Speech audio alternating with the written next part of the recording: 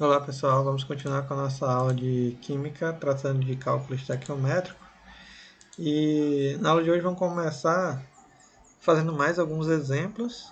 Essa parte de estequiometria vocês já devem ter percebido que é muito prática, muito exemplo, muito exercício para a gente fazer.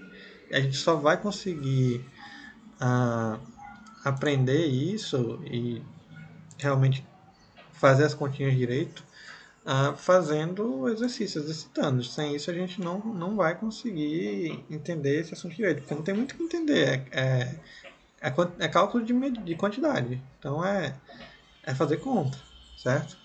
Então vamos fazer esse exemplo aqui da Mackenzie. Ó, eu tenho aqui uma reação gás metano com oxigênio forma CO2 e água. Ok. O volume de CO2 medido a 27 graus de 1 atm produzido na combustão de 960 gramas de metano tem as alternativas, tem aqui os dados da massa molar do metano e tem a constante dos gases, que quer dizer que a gente vai usar a equação geral dos gases, certo? Então vamos lá. Primeiro nós temos a equação, ela já está balanceada. Então o que, que a gente vai, o que, que a pergunta ela trata? Ó, eu quero saber o volume de CO2, vamos marcar aqui. Quero saber o volume de CO2, né, nessas condições aqui, produzido pela combustão de metano, 960 gramas de metano. Então, sabendo disso, a gente vai, leu a pergunta, tenta achar o que é que a pergunta fornece e o que é que a gente pode, e o que é que ela está pedindo, tá? Então, o que é que a pergunta fornece? Ela fornece, primeiro, eu quero saber o volume de CO2, então eu vou estar procurando isso aqui. Certo, e eu vou procurar o volume de CO2 a partir de que dado? Ó, produzido na combustão de metano. Ó, metano aqui, ó, dessa quantidade de metano, certo? Ok, então, o que é que a nossa equação nos diz? Nós temos aqui o metano queima com oxigênio e produz CO2. Então, esses dois termos aqui são os que a gente vai usar. Metano e CO2. Ok. A minha equação, ela já diz o seguinte, ó, o metano, CH4, ele tem massa 16. Como é que eu sei disso? A pergunta lá já tem o dado, se vocês observarem aqui, ó, massa do metano 16. Então, 16. E a cada 16 gramas de metano eu formo 1 mol de CO2. Certo? Tá aqui, ó. Não está descrito 1 porque eu não preciso, mas subentende-se que tem 1. Se 16 forma 1, 960, que é o que é descrito na questão, vai formar quanto? Em mol, certo? Por que eu estou querendo descobrir o valor em mol? Porque depois eu vou precisar usar a equação dos gases. E aí eu vou precisar do valor em mol para substituir lá na equação, que a gente vai ver daqui a pouco. Então, ó, faz essa regrinha de 3 aqui. 960 vezes 1, 16 vezes x. Então eu tenho 16x igual 960. Eu vou dividir isso e vai dar 60 mol, certo? Beleza, deu 60 mol. Próximo passo é a gente achar o volume. Ele está querendo saber o volume. Então, PV igual a nRT. Essa equação a gente já viu, já tem um tempinho aí. Então, 1P, ó, por que é 1P? Porque, deixa eu botar aqui rapidinho, ó, 1 atm, pressão, certo? Temperatura 27, a gente vai converter para Kelvin, certo? R está aqui já também, então vamos, ó, pressão está aqui, 1. M é o número de mol, que a gente acabou de achar. Por isso que eu estava procurando esse valor em mol aqui. Eu tinha o valor em massa e eu precisava achar o valor em mol, porque eu vou usar aqui na equação dos gases, certo? 0,082 é a constante, que já está lá no slide anterior, certo? 300 é a temperatura. Por que 300? Porque é 27 mais 273 para a gente mudar para Kelvin. Lembra aí, temperatura em Celsius. Para mudar para temperatura em Kelvin, você soma 273, certo? Então, 1 vezes V vai dar V. Então, é só multiplicar 60 vezes 0,082 vezes 300 e a gente vai ter 1.476 litros de CO2. Portanto, só um minuto.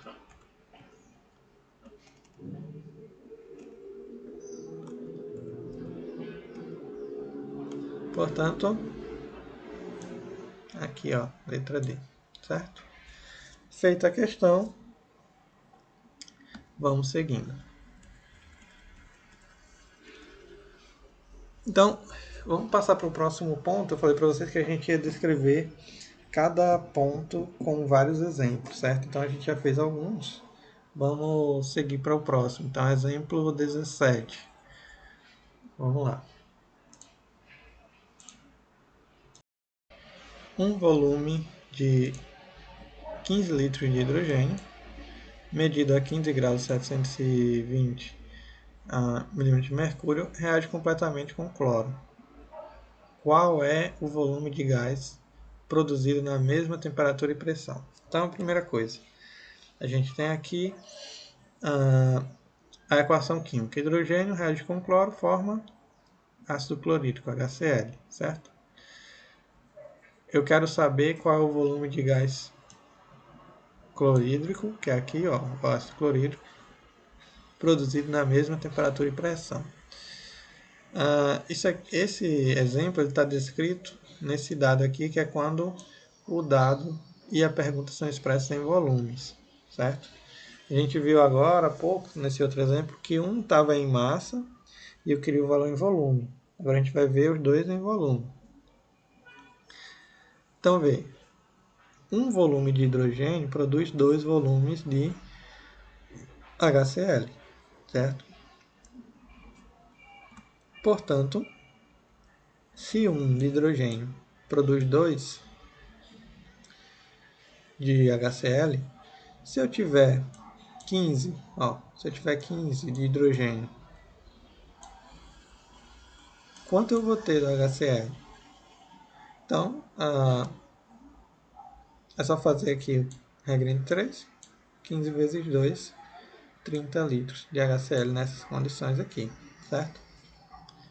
Não tem muito, nesse caso, nesse exemplo aí, não tem muito o que fazer. É simplesmente multiplicar e já dar a resposta, ok?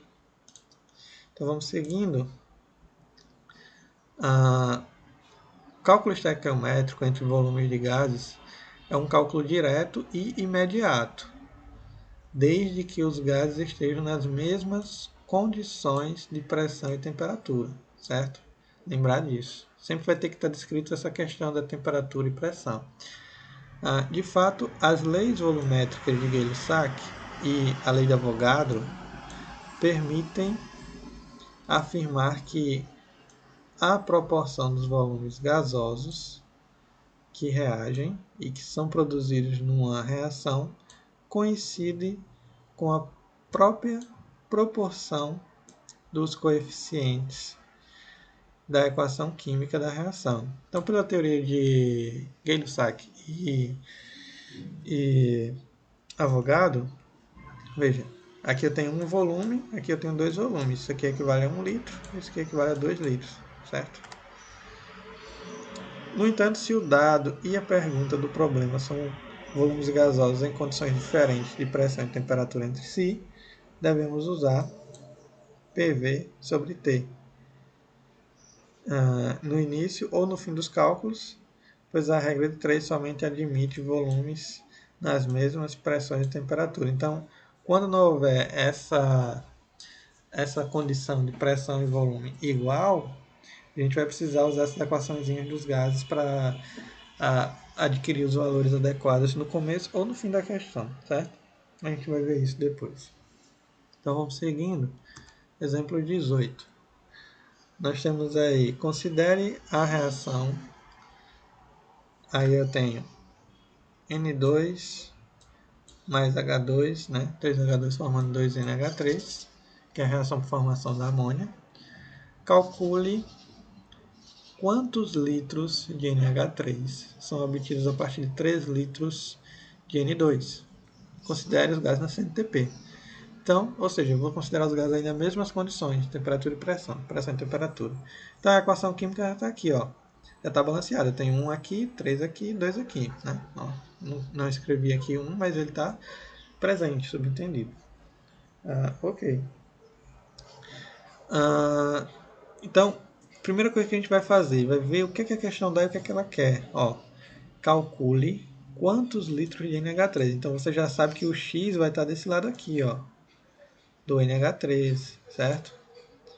São obtidos a partir de 3 litros de N2. Então, a partir daqui você já sabe que o outro dado vai estar aqui no N2. Então você não vai precisar desse aqui, certo?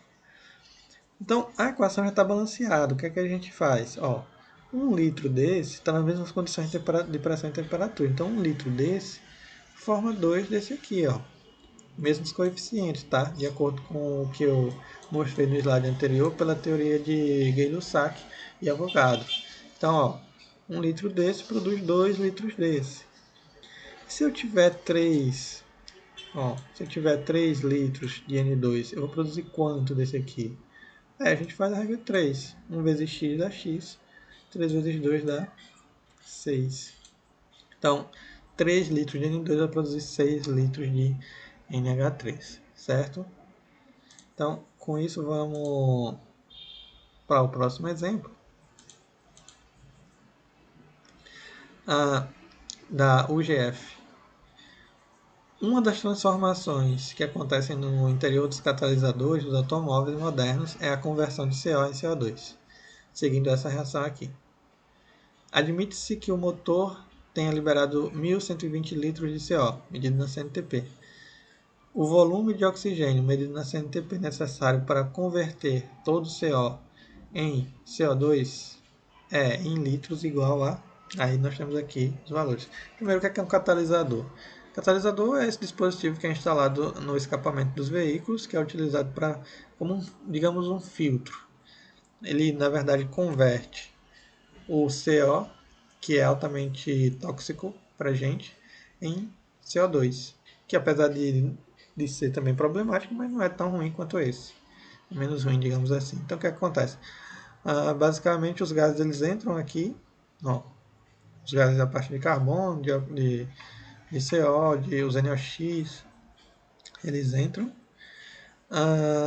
Isso aqui é como se fosse um filtro, mas ele tem uma manta que é composta por alguns compostos, por alguns metais catalíticos com platina e tudo mais, e isso converte em CO2, N2 e água, certo? Então, para o meio ambiente é muito melhor receber esses gases do que esses que estão saindo aqui da combustão do motor. Ok, vamos voltar para a nossa equação. Então, eu quero saber quanto de CO2, quer dizer, pergunta, vamos voltar para a pergunta. Eu quero saber, ó, eu quero saber o volume de oxigênio necessário para converter o CO. Então, eu quero saber, ó, o CO e o oxigênio, certo? Quero saber quanto de oxigênio vai ser necessário para converter o CO. 1 litro de CO precisa de meio litro de oxigênio, meio litro de O2. E 1.120 litros? Ó, a pergunta aqui ela diz isso. Ó. Se eu tiver 1.120 litros, se o motor produziu essa quantidade de CO, quanto que eu vou precisar de oxigênio? X. Então é só multiplicar aqui, ó. 1.220 vezes meio, que vai dar 560, que é 560 a alternativa C, ok? Então vejam que a gente simplesmente fez uma continha assim, de regra 3, e conseguiu o resultado esperado, ok? Vamos parar com essa aula aqui e a gente continua com esse assunto na próxima aula, certo? Então, por hoje é só.